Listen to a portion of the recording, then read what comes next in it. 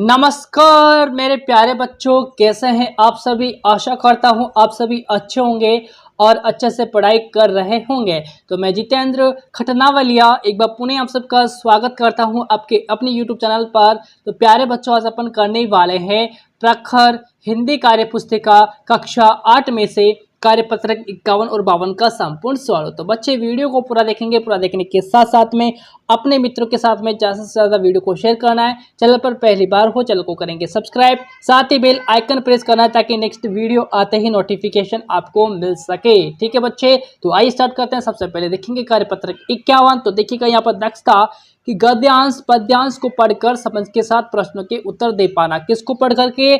गद्यांश पद्यांश को पढ़ना है और समझ करके आपको जो है प्रश्नों के उत्तर आपको देने हैं। ठीक है बच्चा, तो आइए पढ़ लेते हैं अपन। यहाँ पर आपको दिया गया है क्या? कहानी को पढ़कर दिए गए प्रश्नों के उत्तर दीजिए। क्या करना है आपको? कहानी को पढ़ना है और आप पूछे गए प्रश्नों के उत्तर आपको देने हैं। तो आइए बच्चे कहानी को अपन पढ़ लेते हैं। तो देखिएगा कहानी क्या है। अमन और सलीम अच्छे दोस्त थे। क्या थे भैया? अमन और सलीम अच्छे दोस्त थे।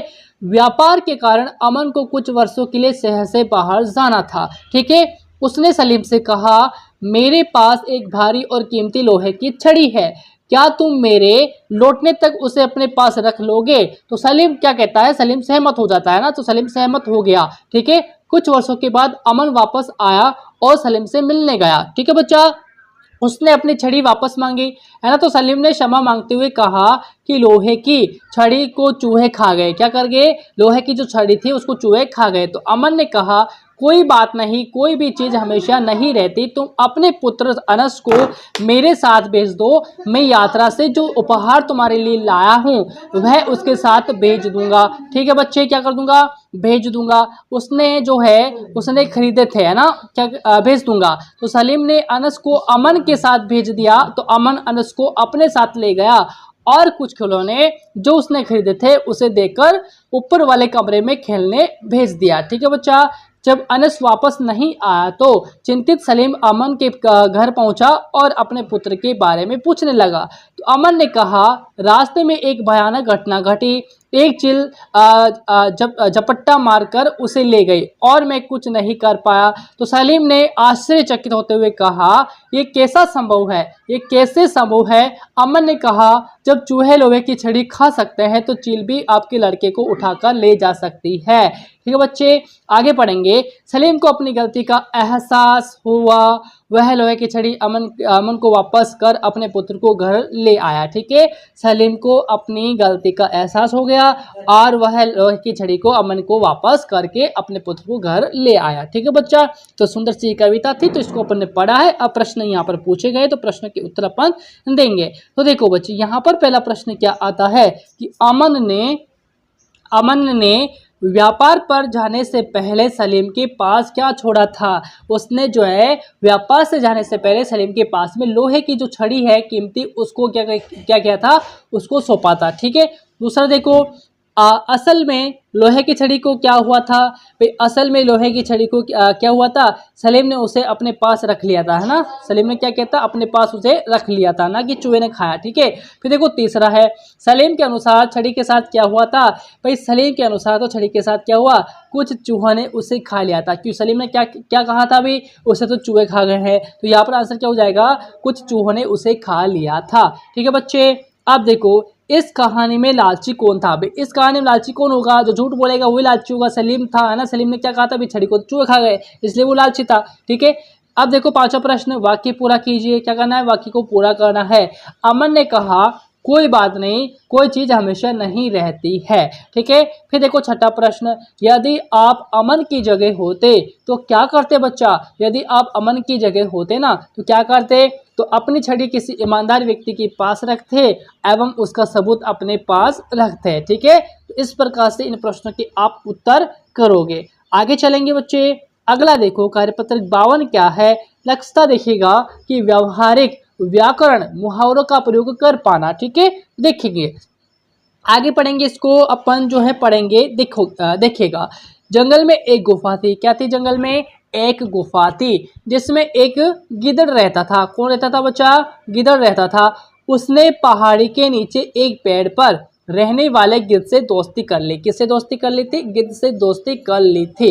ठीक है, दोनों एक ही थाली के चट्टे बट्टे थे। क्या थे? दोनों एक ही थाली के चट्टे बट्टे थे। चट्टे बट्टे, एक ही थाली के चट्टे बट्टे का मतलब क्या होता है? एक जैसी आदत के, है ना बच्चा। जिनकी एक जैसी आदत होती है तो उनके लिए अपन मुहावरा प्रयोग करते हैं, एक ही थाली के चट्टे बट्टे थे, है ना। दोनों मिलकर भोजन की तलाश करते थे। कभी कभी जब भोजन नहीं मिलता तो उन्हें आटे दाल का भाव मालूम पड़ जाता है ना। कभी कभी जो है उनको, यानी कि वास्तविक मूल्य पता चलना, ठीक है, तो आटे दाल का भाव मालूम पड़ जाता। एक दिन गिद्धड़ भोजन की तलाश में गांव की ओर चला गया। गांव वाले उसे मारने को दौड़े तो गिद्धड़ वहां से 9-2-11 हो गया। 9-2-11 का मतलब क्या होना? भाग जाना, है ना। तो गांव वालों ने उसका पीछा किया। ठीक है, जब वो भागे तो गांव वालों ने क्या किया? उनका पीछा किया। गिद्धड़ ने गिद्ध से मदद मांगी। किससे मदद मांगी बच्चे? गिद्ध से मदद मांगी, लेकिन वह चिकना घड़ा निकला और वह भी छुमंतर हो गया। छुमंतर का मतलब गुम हो जाना, है ना, गायब हो जाना। तो गिद्धड़ का दिल टूट गया, तो है ना, तो छुमंतर हो गया और गिद्धड़ का दिल टूट गया। तो इसे पढ़ा है अपन ने। अब देखो, अब इसके द्वारा जो प्रश्न आपसे पूछे हैं, तो कैसे प्रश्न आपसे पूछे गए हैं। पहला प्रश्न देखेंगे कि दिए गए मुहावरों के सही अर्थ पर सही का निशान लगाइए बच्चे। तो देखो, एक ही थाली के चट्टे बट्टे, है ना, यानी कि एक जैसी आदत होना। ठीक है, एक जैसी आदत के। 9-2-11 होना यानी कि बच्चा भाग जाना। 9-2-11 का मतलब भाग जाना। ठीक है, तो इस पर आप राइट का निशान लगाओगे। ठीक है, फिर देखो चिकना घड़ा निकलना। चिकना घड़ा निकला, है ना, तो किसी बात का असर नहीं होना, है ना, किसी भी बात का असर नहीं होना, है ना। तो यहाँ पर आपका इस वाले पर आप राइट का निशान लगाओगे। ठीक है बच्चे, आप देखेंगे अगला प्रश्न आपसे पूछा है कि वाक्य में दिए गए मुहावरों का अर्थ लिखिए। ठीक है, तो देखो यहाँ पर के वाला है कि आपस में झगड़े में सब कुछ चौपट हो जाता। तो यहाँ पर आपका अर्थ क्या हो जाएगा? सब कुछ बर्बाद हो जाना। ठीक है, घर के काम में सबको हाथ बटाना चाहिए, यानी कि किसी के कार्य में सहायता करना। मुसीबत में लोग आंखें फेर लेते हैं ना, यानी कि मधुर संबंध खत्म कर लेना। ठीक है, क्या कर लेना? मधुर संबंध जो है खत्म कर लेना। चोर ने पुलिस की आंखों में धूल झोंक दी, यानी कि धोखा देना, है ना। धूल झोंकने का मतलब क्या हुआ? धोखा देना। माँ गुस्से में लाल थी, लाल पीली होना, लाल पीला होना, यानी कि अधिक क्रोधित होना, है ना, अधिक गुस्से में होना, तो बहुत क्रोधित होना हो जाएगा। चेतक घोड़ा हवा से बातें करता है, यानी कि बहुत तेज दौड़ना, है ना। चेतक घोड़ा जो है हवा से बातें करता है क्योंकि वो तेज दौड़ता है।